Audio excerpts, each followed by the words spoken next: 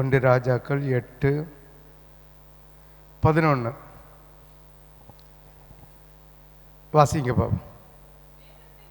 மேகத்தின் நிமித்தம் ஆசாரியர்கள் ஊழியம் செய்வதற்கு நிற்க கூடாமல் போயிற்று. கர்த்தருடைய மகிமை கர்த்தருடைய ஆலயத்தை நிரப்பிற்று. ஆமென்.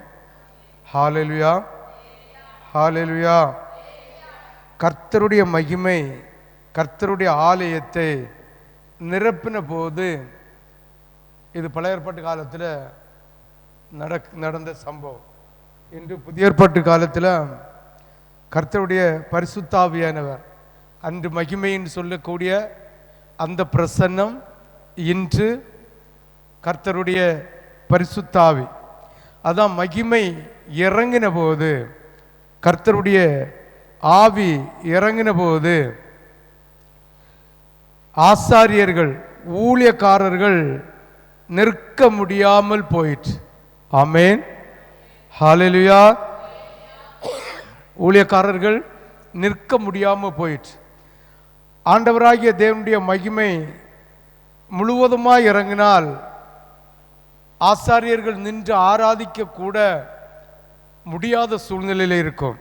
அதுதான் ஆண்டவர் ஆலயத்தில் இருக்கிற ஜனங்களுடைய பலத்துக்கு தகுந்தது போல அவங்க சரீரத்தில் அவர் இறங்குவார். ஹல்லேலூயா, ஹல்லேலூயா.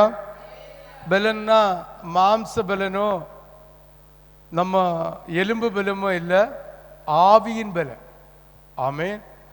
எவ்வளவு தூரம் ஒரு மனுஷன் ஆவியில் பலப்பட்டு அவருடைய மகிமையை தாங்கக்கூடிய கெப்பாசிட்டியில் இருக்கிறானோ அதுக்கு தகுந்தது போல ஆண்டவர் ஒவ்வொரு சரீரத்திலையும் இறங்குவார். அதே போல ஒரு சபையில் எவ்வளவு சத்தியம் இருக்குதோ அவ்வளவுக்கு மகிமையாக ஆண்டவர் அந்த சபையில் இறங்குவார். அப்போ மகிமை ஒரு சபையில் ஒரு ஒரு ஒரு பலிபீடத்தில் இறங்கணும்னா ஆண்டவருடைய சாயல் அத்தியாவசியம். ஆமென், ஆமென். வெளிப்பாடு தருகிற மகிமை, துதிக்க வைக்கிற மகிமை, இப்படி ஒவ்வொன்றுக்கும் ஒவ்வொரு விதமாக ஆண்டவருடைய மகிமை நமக்குள்ள செயல்படும். ஆமென். தேவாலயத்தில் உடன்படிக்கை பெட்டியை கொண்டு வந்ததும் தேவனுடைய மகிமை தேவாலயத்தை நிரப்பிற்று. ஆமென், ஹல்லேலூயா. அது எத்தனாவது வசனம் வாசித்தோம்? 11 இல்லையா? வாசிங்க பாப்போம்.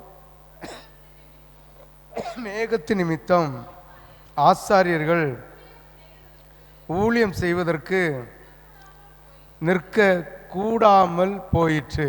அந்த 9வது வசனத்தை வாசியும்.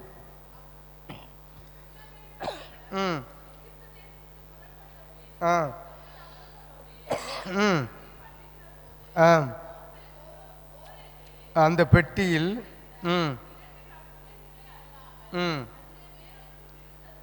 ஆமே, ஹல்லேலூயா, ஹல்லேலூயா. அப்போ வர வர வர ஆண்டவருடைய மகிமை தேவனுடைய ஆலயங்களில் குறைந்து போய் கொண்டிருக்கிறது. ஏனென்றால் உடன்படிக்கை பெட்டியை ஆலயத்துக்குள் வைத்ததுமே தேவ பிரசன்னம் மகிமையாக இறங்குச்சுதான். ஆமே. உடன்படிக்கை பெட்டியை தேவனுடைய ஆலயத்துக்குள்ள கொண்டு வச்சதும், அதாவது பலிபீடத்தில், மகா பலிபீடத்தில் கொண்டு வச்சதும் ஆலயத்தை மகிமையால் நிரம்பிட்டுதான். ஆமென். அது சாலோமனுடைய நம்ம கட்டின ஆலயத்துக்கு அப்புறம் வரும்போது அதில் 2 உடன்படிக்கை பெட்டி தான் இருக்கு, வேற ஒன்றும் காணும். ஆரோனுடைய திருத்தக்கோல், சுவிசேஷத்தை காணல. இன்னைக்கு சுவிசேஷத்தை காணல. அதே போல மன்னா, ஜீவாப்பம், இயேசுவை காணல. ஆனால் பைபிள் எல்லா இடத்துலையும் இருக்குது. பைபிள் எல்லா இடத்துலையும்.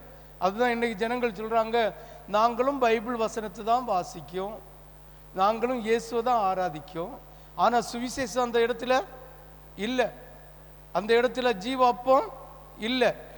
ஆண்டவருடைய பெட்டியில் வைத்தது என்னெல்லாம்?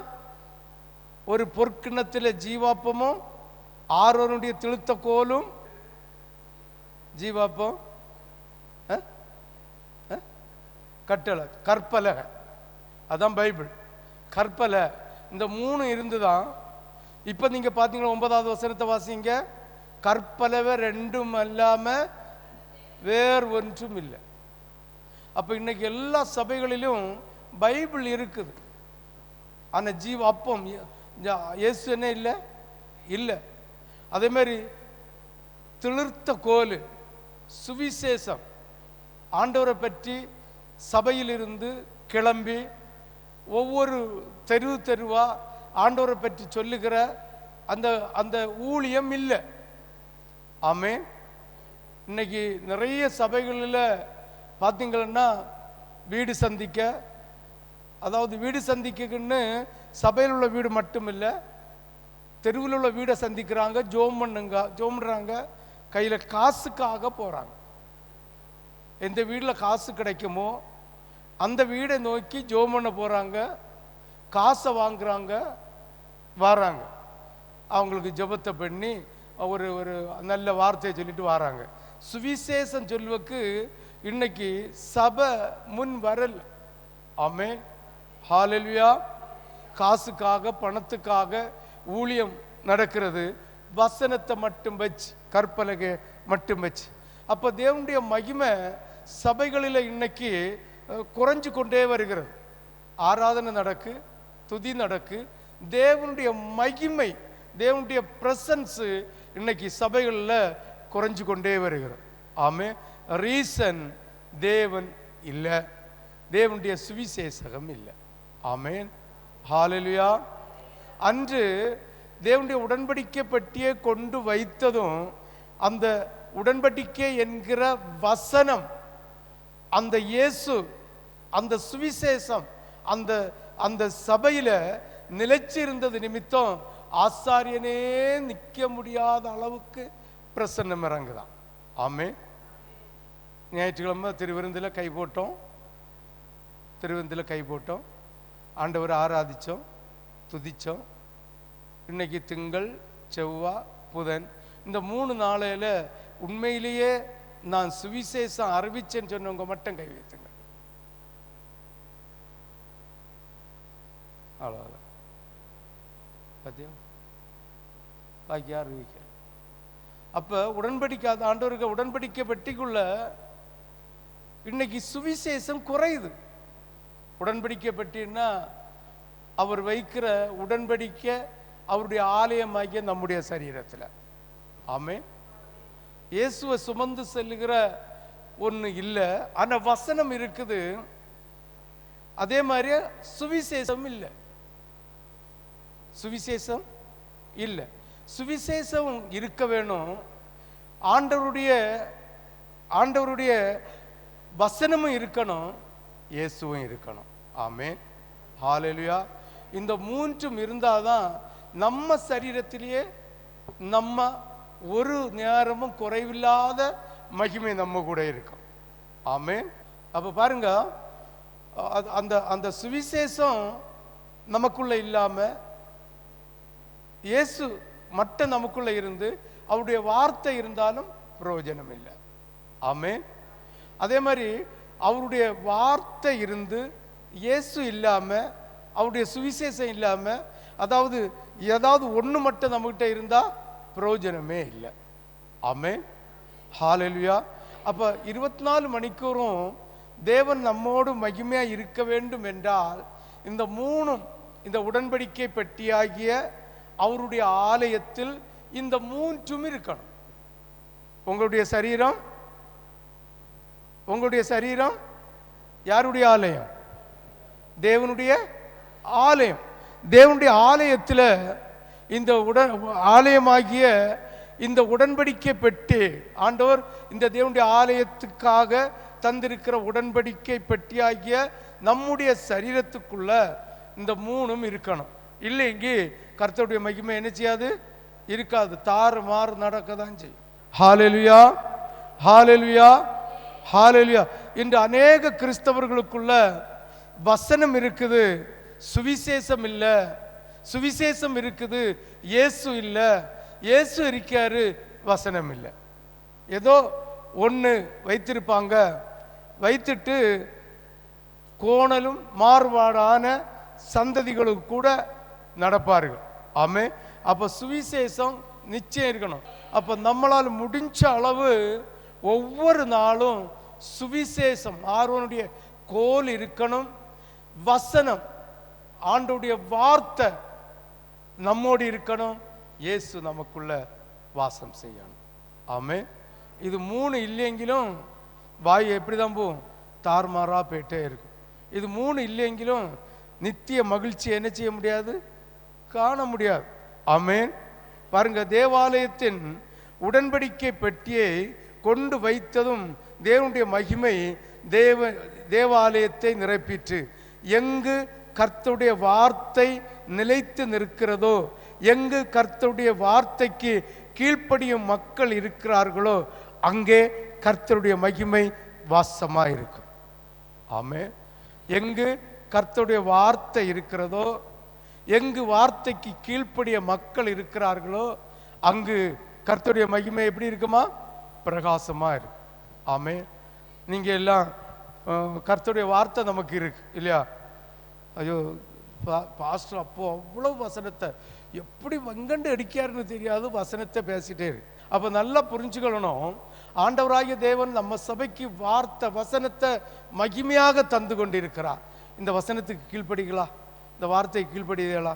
கீழ்ப்படிஞ்சா சபையில் அவருடைய தேவாலயமாகிய உன்னுடைய சரீரத்திலையும் நீ இருக்கிற வீட்டிலையும் தேவ பிரசன்னம் மகிமையாக இருக்கும். ஆமேன். அப்போ எங்கு தேவனுடைய வார்த்தை நிலைத்து இருக்கிறதோ, அந்த வார்த்தைக்கு யார் கீழ்ப்படுகிறார்களோ அங்கு தேவனுடைய மகிமை. சுவிசேஷம் சொல்லணும், இயேசுவை கூட வச்சிருக்கணும், ஆண்டுடைய வசனத்தை தியானிக்கணும். அதுதான் இயேசுவை கூட வச்சிருக்கிறது தான் அதிகாலை ஜெபம். அதிகாலையில் ஆண்டவரை நோக்கி கூப்பிட்டு அவரை நமக்குள்ள வைக்கிறது தான், அதாவது அனுதினமும் ரட்சிப்பு. ஆமே. இதுதான் கீழ்ப்படிதல். இயேசுவை நம்ம கூட வச்சிருங்க. அதிகாலையில் தேடுகிறவன் கர்த்தரை கண்டடைவா என்று சொல்லி உங்களுக்கு சுவிசேஷத்தை ஆண்டவர் தாராரு. கீழ்ப்படியாமல் இருந்தா என்ன செய்யாது? ஆண்டுடைய பிரசன்ஸ் இருக்காது. நம்ம அனுதினமும் மாம்சத்தில் இருக்கிறோம். எப்படி ஆனாலும் பாவம் செய்கிறோம். செய்வோமா செய்ய மாட்டோமா? செய்வோம். செய்வோமா செய்ய மாட்டோமா? செய்வோம். இதுக்கு ஒரு ஒரு ஒரு ஒரு ஒரு பரிகாரம் வேணுமா வேண்டாமா? பரிகாரம் வேணுமா வேண்டாமா?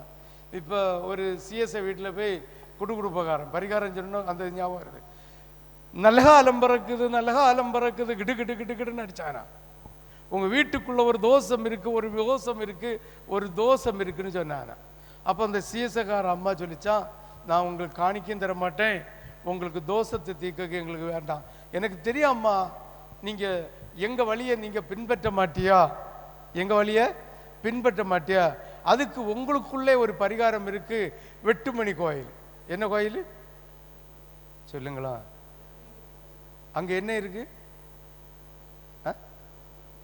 ஆர்சி கோயில.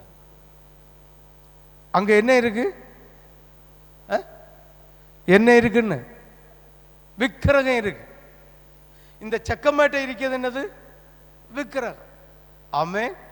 பிசாசு செய்கிற சதிய பாருங்க.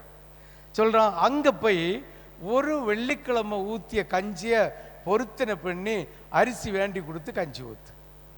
ஆமே. ஹalleluya, ஹalleluya. அப்ப ஆண்டவர் இல்லாத இடத்துல, ஆண்டுடைய வார்த்தை நிலைச்சு நிற்காத இடத்துல, தேவனுடைய உண்மையான சுவிசேஷம் இல்லாத இடத்துல இந்த குடுகுடுப்பக்காரன் கஞ்சி ஊத்த சொல்றான். இதை நம்பி ஒரு சிலர் என்ன செய்யாங்க? ஓடி போறாங்க, நேச்ச போடுறாங்க, கஞ்சியை ஊத்துறாங்க. ஆமென். ஹalleluya, ஹalleluya. இதுதான் தேவனுடைய பலிகளை கண்ட கண்ட இடத்துல போடுறது. ஆமென். அது தேவனுக்கு பிரியமா இருக்குமா? நிச்சயமா பிரியமா இருக்காது. ஆமென், ஆமென், ஹalleluya. அப்ப நம்ம நல்லா யோசிக்கணும், கர்த்தருடைய வார்த்தை எந்த இடத்துல நிலை பெற்றிருக்குதோ அந்த இடத்துல உள்ள பிள்ளைகள் மக்கள் கீழ்ப்படிதலோடு இருந்தால் தேவனுடைய மகிமை ஆசாரியன் கூட நிற்க முடியாத அளவுக்கு இறங்குமா. ஆமேன், ஆமேன். அங்கே கர்த்தருடைய மகிமை வாசமாயிருக்கும். யாத்திராகம புஸ்தகம் 40வது அதிகாரம், யாத்திராகமம் 40வது அதிகாரம் 34 முதல் கடைசி அதிகாரம் 34 முதல் 34 வரை வாசிங்க. அப்பொழுது ஒரு மேகம் ஆசாரிப்பு கூடாரத்தை மூடினது. கர்த்தருடைய மகிமை வாசஸ்தலத்தை நிரப்பிற்று. மேகம் அதன் மேல் தங்கி, கர்த்தருடைய மகிமை வாசஸ்தலத்தை நிரப்பினதினால் மோசே ஆசாரிப்பு கூடாரத்துக்குள் பிரவேசிக்க கூடாமல் இருந்தது. எவ்வளவு மகிமை பாருங்க. 40 நாள் ஆண்டவருடைய மலையில பெயிருந்து முகமுகமாய் பேசினது போல பேசி அவன் இறங்கி வரம்பா அவனுடைய முகம் சூரியனை போல பிரகாசிச்சான். இதை கண்டே ஜனங்கள் பயந்தார்களாம் மோசையை பார்த்து. அப்படிப்பட்ட மோசே கூட நிற்க முடியாத அளவுக்கு மகிமை இறங்கியிரு. அப்போ நம்ம சபைகளில் இறங்குற மகிமை அது ஒரு ஒரு ஒரு ஒரு ஒரு அம்சம்தான். 1000ல் ஒரு அம்சம்தான் இறங்குது. இன்னும் 999 அம்சம் இருக்கு. ஆமேன். ஆண்டுடைய சமூகத்தில் உபவாசம் இருக்கும்போது, ஆண்டுடைய சமூகத்தில் காத்திருக்கும் போது, ஆண்டவர் அதிராத்திரியில எழுப்பி வசனங்களை காட்டி தந்து அதை வாசித்து அதை பெற்றுக்கொள்வதற்காக ஜெபிக்க செய்யும் போது நம்மாலே இப்போ உங்க ஆசாரியனாலேயே நிற்க முடியாத அளவுக்கு மகிமை இழங்கி விழுந்த சரித்திரம் ஏகப்பட்ட சரித்திரம் உண்டு. ஆமென். ஹல்லேலூயா, ஹல்லேலூயா, ஹல்லேலூயா. ஆண்டவர் இறங்குற விதமே ஒரு வித்தியாசமா இருக்கு. எந்த இடத்துல ஆண்டவருடைய வார்த்தைக்கு கீழ்ப்படிதல் உள்ள பிள்ளைகள் இருக்கிறார்களோ, கீழ்ப்படிதல் உள்ள பிள்ளைகள் இருக்கிறார்களோ, ஆண்டவருடைய வார்த்தையை கீழ்ப்படிந்து நடக்கிற பிள்ளைகள் இருக்கிறார்களோ, அந்த பிள்ளைகள் இருக்கிற இடத்துல கர்த்தருடைய மகிமை அளவிட முடியாமல் இறங்குமா. ஆமென். ஹல்லேலூயா. மேகம் அதன் மேல் தங்கி கர்த்தருடைய மகிமை வாசஸ்தலத்தை நிரப்பினதால் மோசே ஆசாரிப்பு கூடாரத்துக்குள் பிரவேசிக்க கூடாமல் இருந்தது. வாசஸ்தலத்திலிருந்து மேகம் மேலே எழும்பும் போது இஸ்ரவேல் புத்திரர் பிரயாணம் பண்ண புறப்படுவார்கள். மேகம் எழும்பாதிருந்தால் அது எழும்பும் நாள் வரைக்கும் பிரயாணம் பண்ணாதிருப்பார்கள். ஆமென். இதுக்கு ஒரு சின்ன அர்த்தத்தை சொல்லிதாரேன். அதிகாலையில எழும்பி ஜோமண்ண இருக்கும்போது தேவனுடைய மகிமைய பிரசன்ஸை காணுகிறது வரைக்கும் எழும்பப்படாது.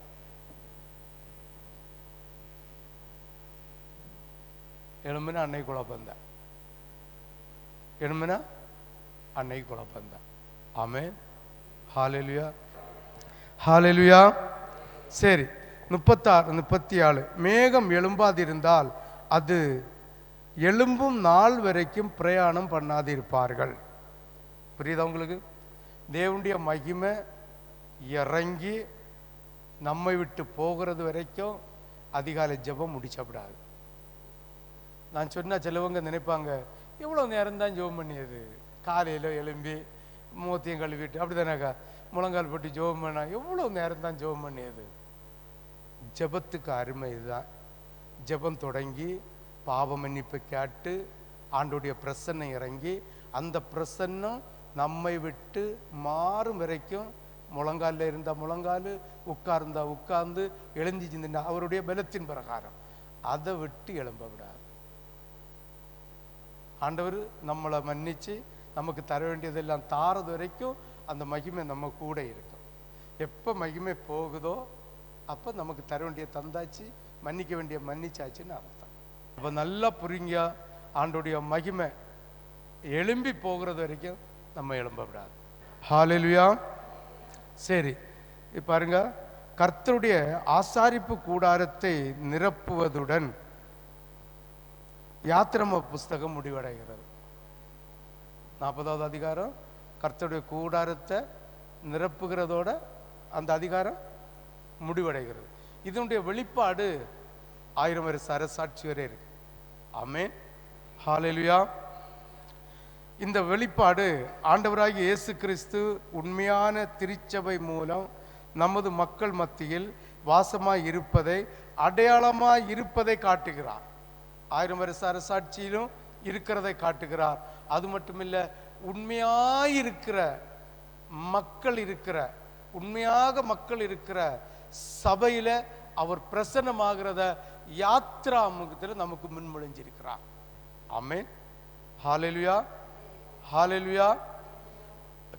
அவர் மோசையோடு பேசி, மோசே கூட பேசி அந்த ஜனங்களை ஒரு வழிக்கு கொண்டு வந்து ஆசாரிப்பு கூடாரத்தில் பயத்தோட உட்கார வச்சு கீழ்ப்படிதலை உண்டாக்கி கர்த்தருடைய மகிமை இறங்குச்சான். அதே போலதான் தேவனுடைய சபையிலும் கர்த்தருடைய பிள்ளைகளை கீழ்ப்படிய வச்சாதான் தேவ பிரசனம். இல்லைங்க, என்ன இல்லை? தேவ பிரசனம் இல்லை. அப்ப தேவ பிரசனம் இல்லாம துதிக்கிறாங்களே, ஜெபிக்கிறாங்களே, விடுதலை கிடைச்சதுன்னா கிடைக்குமா? கிடைக்காதா? கிடைக்கும். ஆமே. அது எப்படி? நான் வீட்டுக்கு மேல மாதா சிறுவத்தை வச்சிருந்தேன். மனசுக்குள்ள ஜோம் பண்ணியதுதான். போகும்போது ஏசப்பா பார்த்துலுங்கப்பான்னு சொல்லிட்டு போவேன். போற காரியம் நடக்கும், போற காரியம் நடக்கும்.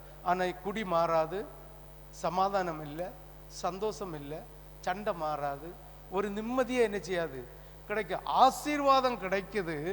நம்ம சமாதானத்தை சாத்தான் சீரழிக்கிறான்.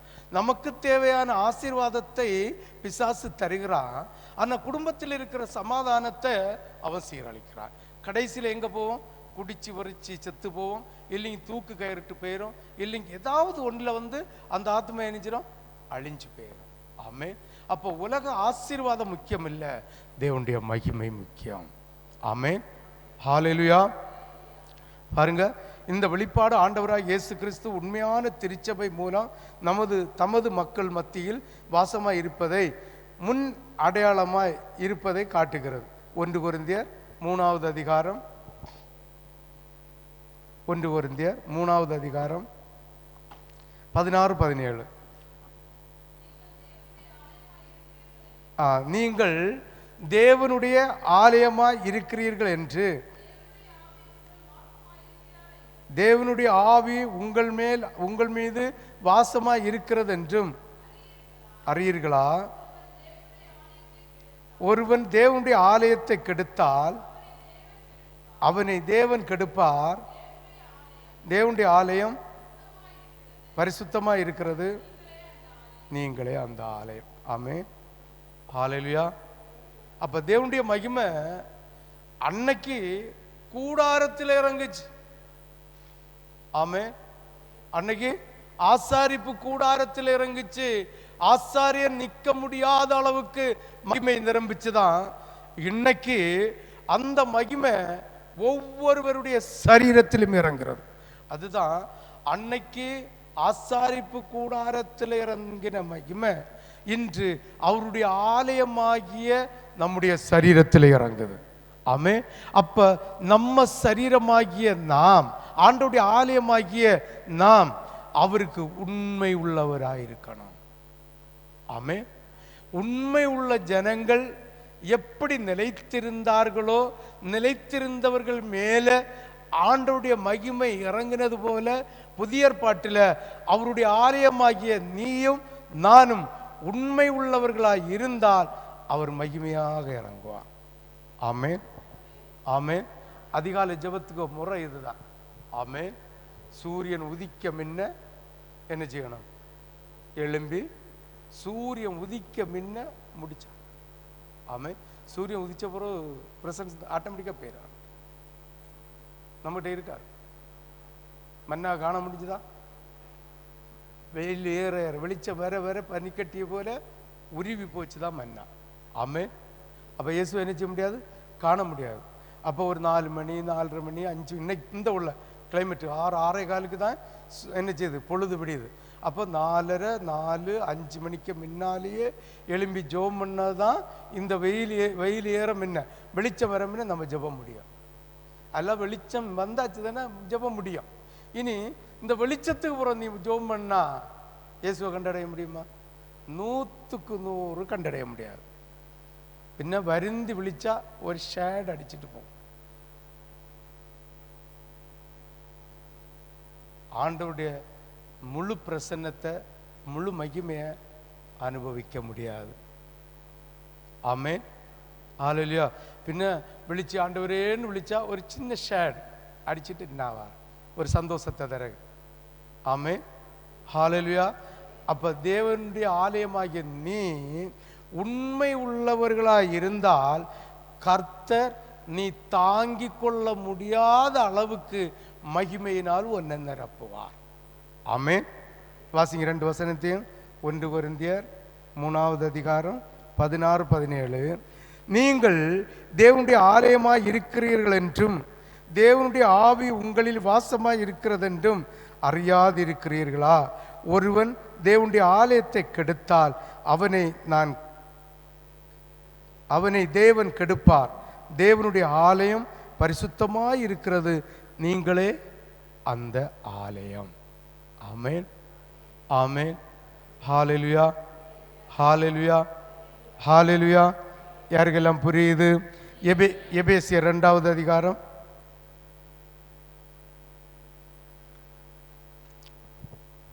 எபேசியர் 2வது அதிகாரம் 18 இருந்து 22 வரை வாசிங்க. எபேசியர் 2:22 18 22. அந்தபடியே நாம் இரு திறத்தாரும் ஒரே ஆவியினாலே பிதாவிடத்தில் சேரும் சிலாக்கியத்தை இயேசு மூலமாய் பெற்றிருக்கிறோம். ஆகையால் நீங்கள் இனி அந்நியரும் பரதேசிகளுமாயிராமல் பரிசுத்தவான்களோட ஒரே நகரத்தாரும். இப்போ இதில் பாருங்க, ஊழியக்காரனும் விசுவாசியும் இதில் சொல்லியிருக்கு. 2 பேருக்கும் ஒரே ஆவிதான். ஊழியக்காரனுக்குன்னு ஆனைக்கு ஆவியும் விசுவாசிகளுக்கு பூனைக்கு ஆவியும் இல்லை. எல்லாருக்கும் யாருக்கு ஆவிதான்? தேவனுடைய ஒரே ஆவி. பாருங்க, வாசிங்க பார்ப்போம். 2:16 16 தானே 18. அந்தபடியே நாம் இரு திறத்தாரும் ஒரே ஆவியினாலே பிதாவிடத்தில் சேரும் சிலாக்கியத்தை அவர் மூலமாக இயேசு மூலமாக பெற்றிருக்கு. ஆகையால் நீங்கள் இனி அந்நியரும் பரதேசிகளுமாய் இராமல். ஆமென். அப்போ தேவனுடைய ஆவியை பெற்ற தேவ பிள்ளைகளாகிய நீங்கள் அந்நியரை போல பரதேசிகளை போல இருக்கக்கூடாது. அந்நியர் அதிகாலத்தை ஜெபம் பண்ணணுமா? பண்ணணுமா? பண்ணணுமா? பண்ண மாட்டோம். திருச்சபைக்கு ஒழுங்கா போகணுமா? போகணுமான்னு போக மாட்டோம். அதான் அந்நியரும் பரதேசிகளுமாய் நீங்க இருக்கப்படாது. ஏனென்றால் ஊழியக்காரனுக்கு எப்படியோ அப்படியே விசுவாசிகளையும் கர்த்தர் பிதாவிடத்தில் சேரும்படிக்கு அவர் நம்மை மீட்டு வைத்திருக்கிறார். ஆமென், ஹல்லேலூயா, ஹல்லேலூயா. ஆகையால் நீங்கள் இனி அந்நியரும் பரதேசிகளுமாய் இராமல் பரிசுத்தவான்களோட ஒரே நகரத்தாரும் தேவனுடைய வீட்டாருமாய் இருந்து. ஆமென். பரிசுத்தவான்கள் எப்படியோ அப்படியே நீங்களும் ஒரே குடும்பமாய் இருந்து அப்போஸ்தலர் தீர்க்கதரிசிகள் என்பவருடைய அஸ்திபாரத்தின் மேல் கட்டப்பட்டவர்களாய் இருக்கிறீர்கள். அதற்கு இயேசு கிறிஸ்து தாமே மூலைக்கல்லாய் இருக்கிறார். அவர் மேல் மாளிகை முழுவதும் இசைவாய் இணைக்கப்பட்டு கர்த்தருக்குள் பரிசுத்த ஆலயமாக எழும்புகிறது. அவர் மேல் நீங்களும் ஆவியினாலே தேவனுடைய வாசஸ்தலமாக கூட்டி கட்டப்பட்டு வருகிறீர்கள். ஆமென். இதை பற்றி ஒரு நாள் நிறைய விரிவான விளக்கத்தை தந்த. ஆமென். அப்போ தேவனுடைய ஆலயமாக நம்ம கட்டப்பட்டு வரும்போது நம்ம அந்நியரை போல பரதேசிகளை போல இருக்கப்படாது, இயேசுவ பிள்ளைய போல இருக்கு. அப்போ நம்ம ஆலயம், நம்ம சரீரம் தேவனுடைய ஆலயம். அப்போ தேவனுடைய ஆலயமாக நம்ம இருந்தால் நாம் தேவனுக்கு என்ன செய்யணும்? உண்மை உள்ளவர்களாக இருக்கணும். உண்மை உள்ளவர்களாக இருந்தா அவருடைய ஆலயமாகிய நம்முடைய சரீரத்தை கர்த்தர் நிறைப்பார். ஆமென். ஹல்லேலூயா. எத்தனாவது வசனம் வாசித்தோம்? 2:18 வாசித்து முடிச்சேன்ல. இனி பாருங்க, யோவான் 15:7-11.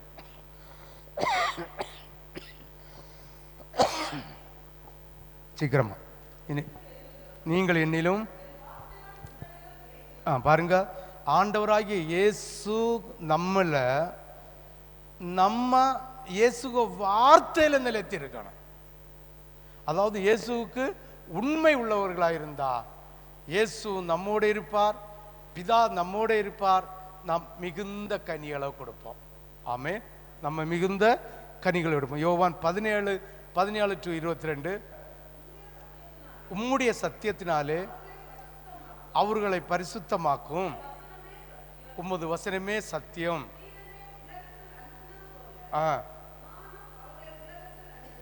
இப்ப புரியுதா? வசனம்தான் சத்தியம். இந்த வசனத்தை அறியும் போது இந்த வசனம் நம்மளை என்ன செய்யும்? விடுதலை தரும். இந்த இயேசுவை பிதா உலகத்தில் அனுப்பினது போல இயேசுவும் நம்மளை உலகத்தில் அனுப்புகிறார். ஆமே. இயேசுவை ஏன் உலகத்துக்கு அனுப்பினார்? இயேசு உண்மை உள்ளவர் என்று கண்டு நாமும் உண்மை வசனத்திற்கு உண்மை உள்ளவராய் இருந்தால் நம்மையும் அனுப்புவார். ஆமே. ஹல்லேலூயா. எப்படி அனுப்புவார்? அவருடைய ஆலயமாகிய நம்முடைய சரீரத்தில் அவருடைய மகிமையை தந்து அந்த மகிமையோடு அனுப்புவார். ஆமே. அப்ப நீ போகிற வழியில கல்லு முள்ளெல்லாம் ஒதுங்கி போ. அதாவது அந்த சுவிசேஷ எதிர்ப்பு செய்கிறவருடைய கண்ணுக்கு நம்மளை மறைச்சு கொண்டு போவார். பாருங்க, இவ்வளவு நாளாவது பெரியமையா சொல்லல. இந்த ஊர்லயும் அப்படிதான் எதிர்ப்பு இருக்கு. அந்த தீவிரவாத ஏரியிலும் அப்படிதான். ஒருக்கா டிராக்ஸை வேண்டி கிழிச்சு எறிஞ்சினோம். ஆனாலும் ஒரு பிரச்சனை இல்லை, ஆவல்ல. இன்னைக்கும் தேவன் அவருடைய பிள்ளைகளை மறைச்சு எந்த வீட்டுக்கு கொண்டு போகணுமோ கொண்டு போயிட்டு இருக்கார். இதுதான் தேவனுடைய மகிமை. ஆண்டவருடைய ஊழியத்தை நம்ம செய்யும்போது கர்த்தருடைய மகிமை நமக்கு கூட இருந்தா ஆண்டவர் நம்மளை பாதுகாத்து கொண்டு வருவார். இன்னைக்கு நிறைய ஆட்கள் அடி நடந்துடும், பிடிச்சிருவாங்க, திருநூறு பீசிடுவாங்க, அது செஞ்சிருவாங்க. இது இன்னும் முட்டாள்தனமா செய்கிறது. ஞான குறைவு. எந்த இடத்துல எதை செய்யணும் அதை அறிஞ்சு புரிஞ்சு சுவிசேஷத்தை செய்வதற்கேற்ற மகிமையோடு போகாதது நிமித்தம் நிர்விசாரமா ஒரு 5 பேர் சேருவனும் ஒருத்தன் பணம் செலாக்குவான். அவன் கன்றாக்கா இருப்பான். எவனுக்கு தாலியங்களும் அர்த்ததா இருக்கும். கன்றாக்கு தொழில் செய்வான், இல்லைங்க வேற என்ன தொழில் செய்வான், வஞ்சகம் பண்ணுவான், இல்லைங்க லஞ்சம் வாங்குவான், இல்லைங்க ஏதாவது ஒரு அநியாயத்தினால செய்த பணத்தை வச்சுட்டு 5 பேரை கூட்டிட்டு எங்க போறீங்க? நாங்க கிராம ஊழியத்துக்கு. அங்க போய் அடியும் வாங்குவனும். ஏன்? தேவனுடைய மகிமை இல்லாதது நிமித்தம். தேவனுடைய மகிமை இல்லாது அவருடைய ஆலயமாகிய சுவிசேஷம் சொல்ல போற பிள்ளைகளோடு தேவ மகிமையோடு ஸ்தோத்திரத்தோடு போகும்போது இந்த எதிர்ப்பாளர்களை காணும்போது ஞானத்தை தந்து ஒதுக்கி கொண்டு போவார். இல்லைங்க அவங்களுடைய கண்ணை மறைச்சு நம்மளை கொண்டு போயிடுவார். எப்படியும் நடத்துகிற தேவன். ஆமே. நிறைய அனுபவங்கள் உண்டு. புதுக்கோட்டையில் ஒருக்கா புக்கு கொடுக்குறோம். ஒரு ஆர்சி தெருவுலையும் ஒரு ஹிந்து தெருவுக்குள்ளே. ஆமே. ஹல்லேலூயா. புக்கை கொடுக்குறோம். கொடுத்து முடிச்சு நாங்க கார்ல ரோட்டுக்கு இந்த பக்கம் வந்த பிறகு ஃபோன் வருது, இப்படியாகும் பிரச்சனை பண்ண வந்தான்னு. கர்த்தர் நம்மளை அது 2 கடத்தி கூட்டிட்டு வந்தார். இதே மாதிரி முட்டைக்காட்டில் தானே, மொட்டை விளையில சுவிசேஷம் முடிச்சிட்டு வெளியில நாம வாரது வரை போலீஸ் வரல. வண்டியை உரசினானுவா, எல்லாம் செஞ்சானுவா. ஆனா நம்ம என்ன செய்யல? போலீஸ் பிடிச்ச வேண்டிய அளவுக்கு கர்த்தர் வைக்கல. இன்னும் நிறைய இடத்துல சுவிசேஷத்திற்கு போகும்போது அவருடைய ஆலயமாகிய நம்முடைய சரீரத்துல அவருடைய மகிமை நிறைஞ்சிருந்தால், ஆமே, மகிமை நிறைஞ்சிருந்தால் எந்த சத்துருவும் தலைமுடி அசைக்க முடியாது. ஆமென், ஆமென், ஆமென். நம்மளை மறைத்து கொண்டு போவார். இல்லையா, நம்ம சொல்லுனால அவருடைய உள்ளம் உடைஞ்சு போயிடும். ஆமென், ஆமென். அப்போ குழப்பம் பாருவதற்கு 90%, 10% கர்த்தர் ஒப்பு கொடுப்பார், அடிவேண்ட வைப்பார், திட்ட வைப்பார். அதெல்லாம் அவங்களுக்கு இரத்த சாட்சிக்கு உள்ள ஒரு அறிகுறி. அவங்கள அது ஒரு மகிமையான இடத்துக்கு கொண்டு போவதுக்காக கர்த்தர் ஒப்பு கொடுக்கிறது. ஆமென். 90% அவர் நம்முடைய ஊழியம் முடியறது வரைக்கும் அவர் ஒன்றுக்கும் ஒப்பு கொடுக்காத தேவன். ஆமென், ஹல்லேலூயா, ஹல்லேலூயா. அதனால ஞான குறைவாது செய்துட்டு ஜெபம் இல்லாமல் போயிட்டு, அதிகாலையில ஜெபம் பண்ணாமல் போயிட்டு, சபையில் வந்து ஜெபம் பண்ணாமல் போயிட்டு, தேவ மகிமையோடு போகாமல், ஊழியக்காரனுடைய ஸ்தோத்திர பலி இல்லாமல் போய் அவங்க மனம் போல போனால் குழப்பம் வரதான் செய்யும். தேவனுடைய மகிமையை நம்ம சரீரத்திலும் விட்டு போகாத பாருங்க. ஆமென். மேலும் புதிய வானத்திலும் புதிய பூமியிலும் சகல பரிசுத்தவான்கள் மத்தியில் தேவன் வாசம் பண்ண போகிறார் என்பதை முன்கூட்டியே தெரிவிக்கிறார். வெளிப்படுத்தின விசேஷம் 21:2-4 வரை. வேகம் வேகம். யோவான் ஆகிய நான், வெளிப்படுத்தின விசேஷம் 21:2-4. யோவான் ஆகிய நான் புதிய எருசலேம் ஆகிய பரிசுத்த நகரத்தை நின்று, அப்ப பாருங்க, பரலோகத்தை விட்டு இறங்கி வர கண்டேன். அது புருஷனுக்காக. புருஷன் யாரு? இயேசு. இயேசுவுக்காக அவருக்கு விருப்பத்தின்படி அலங்கரிக்கப்பட்டவங்க யாரு? மணவாட்டி. அப்ப இயேசுடைய விசுவாசிகளாகிய நாம் அத்தனை பேரும் கர்த்தருடைய மணவாட்டி. அப்ப இந்த மணவாட்டிக்கு அலங்காரம் இல்லாதவர்களை புதிய எருசலேமில் கொண்டு வைப்பாரா? 1000 வருஷ அரசாயில் கொண்டு வைப்பாரா? கொண்டு வைப்பாரா? நம்ம இஷ்டப்படி நடந்த கொண்டு வைப்பாரா? நீ நகையும் கலத்திட்டு, கம்மலையும் கலத்திட்டு, மோதிரத்தையும் கலத்தி, காப்பும் கலத்திட்டு வச்சுட்டு உனே இஷ்டப்படி நடந்த வைப்பாரா? வைக்க மாட்டார். எரி நகரம், 7வது நகரம் கூட நமக்கெல்லாம் கிடைக்காது. உண்மையா சொல்லு. தேவனை அறிஞ்ச நம்ம மணவாட்டியை போல அலங்கரித்து ஆண்டோடைய வருகைக்கு எதிர்கொண்டு போவாட்டா 7 நரகம் உண்டில்ல, அதாவது எரி நகரம் கடைசி அது கூட நமக்கு கிடைச்சா அதை விட கீழே தான் கிடைக்கும். அதுதான் அறிஞ்சவங்களுக்கு அநேக அடி. இன்னும் 3 வாசி. ம் ம் ம் ம் இப்போ பாருங்க, அந்த 1000 வருஷ அரசாட்சியில் தேவனுடைய வாசஸ்தலம் அந்த இடத்துல மனுஷன் மத்தியில் வந்திருக்கும்.